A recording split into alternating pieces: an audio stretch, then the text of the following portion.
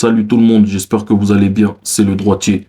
Aujourd'hui, on va revenir ensemble sur le match entre Chelsea et Barcelone. Un match où Chelsea a largement dominé, mais dans lequel il y a eu des moments clés qui auraient pu changer le scénario du match. On va analyser ça ensemble tranquillement.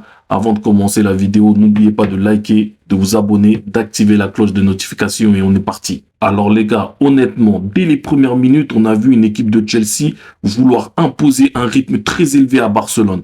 Intensité, pressing, agressivité. On sentait une équipe qui voulait étouffer le Barça et c'est exactement ce qui s'est passé. Mais attention, malgré cette domination, le Barça aurait pu ouvrir le score avec une très grosse situation, même une très grosse occasion de Ferran Torres. Et si Torres la met au fond, ce n'est plus exactement la même physionomie du match. Et heureusement pour Chelsea, c'est Ferran Torres et il la met à côté. Et malheureusement pour le Barça, c'est Ferran Torres. Parce que si c'est Lewandowski qui a cette occasion, c'est 1-0 pour le Barça. Hormis cette immense occasion de Ferran Torres, qui est pour moi le tournant du match, le Barça n'a pas eu grand-chose à se mettre sous la dent. Parce que Chelsea a été largement supérieur à cette équipe espagnole. Et je pense que le match s'est joué au milieu de terrain parce que Chelsea a mis beaucoup de densité, beaucoup de mouvements, beaucoup de pressing avec Caicedo qui a été monstrueux, Enzo Fernandez aussi qui a été très bon dans les relances, dans les passes qui cassent les lignes. Et ça a étouffé le milieu du Barça, même si je trouve que Frenkie de Jong a essayé un peu de sortir la tête de l'eau, mais c'était compliqué quand à chaque fois il se retrouvait à 1 contre 3 joueurs, contre 2 joueurs qui venaient vite vers lui. C'est compliqué de sortir de ce marquage-là et on l'a vu, malheureusement, l'absence de Pedri a fait énormément de mal. Alors oui, il y a des absences des deux côtés, mais quand on sait à quel point Pedri est un joueur fabuleux et à quel point il est important dans le collectif du Barça, aujourd'hui il aurait fait tellement de bien. On s'aperçoit que quand il n'est pas là, le Barça perd vite le contrôle du milieu du terrain. Parce que lui, c'est le genre de joueur, tu lui donnes le ballon, et ben il va te temporiser. C'est lui qui va dicter le tempo, quand accélérer, quand ralentir. Et quand le Barça est pressé comme ça, tu as besoin d'un joueur comme Pedri qui peut se sortir du marquage avec une passe ou avec un contrôle orienté. Surtout qu'en face, dans ce secteur de jeu-là, tu as des joueurs comme Caicedo ou Enzo Fernandez qui viennent te chercher haut pour essayer de t'étouffer. On a vu un Fermin Lopez qui a essayé d'avoir cet apport-là, mais malheureusement, on l'avait en difficulté. Il n'a jamais réussi à se placer entre les lignes, ni à offrir de vraies solutions à la sortie de balle. Et en plus de ça, devant, tu avais un Ferran Torres. On en a déjà parlé avec son occasion ratée, mais dans le jeu, ça a été dégueulasse. Il a été immonde. Il n'a jamais pesé dans le match. Et de l'autre côté, Lamine Yamal, il a eu du mal à exister en première mi-temps, surtout en face d'un Cucurella. On sait très bien que c'est un excellent défenseur, surtout quand on sait que ces deux joueurs se fréquentent en équipe nationale. Donc Cucurella sait comment défendre sur Yamal. Et il a fait un énorme match parce que Lamine Yamal, on l'a très peu vu dans le match.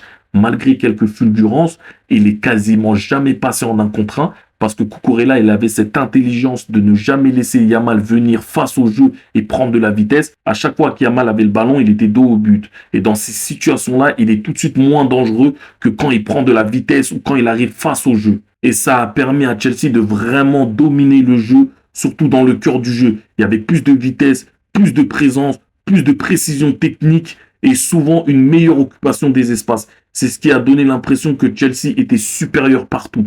On a parlé de Lamine Yamal, mais son concurrent direct de la nouvelle génération de prodiges, Estevao, 18 ans comme Lamine Yamal, il y avait un match dans le match. Lui, il a su répondre. Il a été tellement fort, tellement impressionnant. Il a tellement de maturité dans son jeu. Alors, tout n'est pas encore parfait. Il y a encore un petit peu des déchets techniques. Il y a encore un peu d'hésitation dans les bons choix. Mais il a 18 ans. Il a encore une énorme marge de progression. Mais le talent lié, le talent lié. Le but qu'il nous met en percutant dans la surface avec un petit crochet intérieur, la faculté qu'il a à rentrer sur son pied gauche, il a laissé Koubarchi sur le carreau. Et vu ce qu'il montre actuellement, que ce soit en club ou en sélection nationale, parce qu'il faut pas l'oublier, il a été buteur aussi contre le Sénégal, je comprends mieux pourquoi Chelsea a misé énormément d'argent sur lui. Un joueur comme ça, en face d'une équipe comme le Barça, avec tous les problèmes défensifs qu'on leur connaît, un joueur comme Eric Garcia, il s'est bien battu, mais il ne pouvait pas compenser tous les espaces laissés dans le dos du Barça. Chelsea, eux, ils ont bien étudié ça.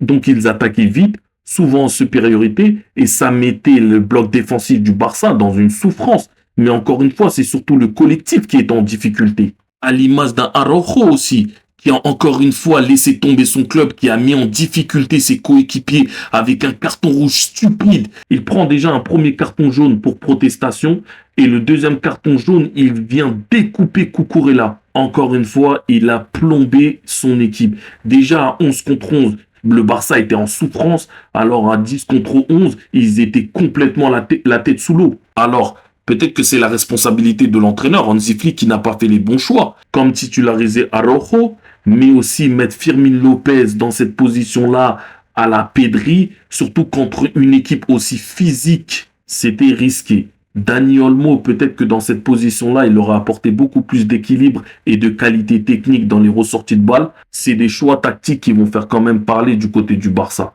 Au-delà de l'aspect du coach, Chelsea a vraiment montré une supériorité. Et ce qui est intéressant, c'est qu'on commence à avoir une vraie cohérence. Des jeunes talentueux, de la progression collective, un pressing structuré.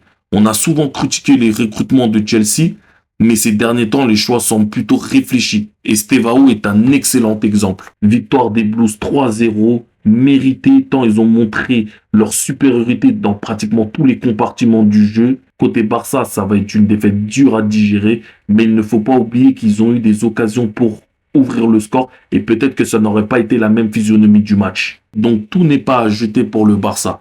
Surtout que tu récupères un joueur qui revient de blessure comme Rafinha qui va te faire énormément de bien. Les amis, c'était mon débrief du match Chelsea-Barcelone. Merci d'avoir suivi cette vidéo. On se retrouve très bientôt pour un nouveau débrief. Peace!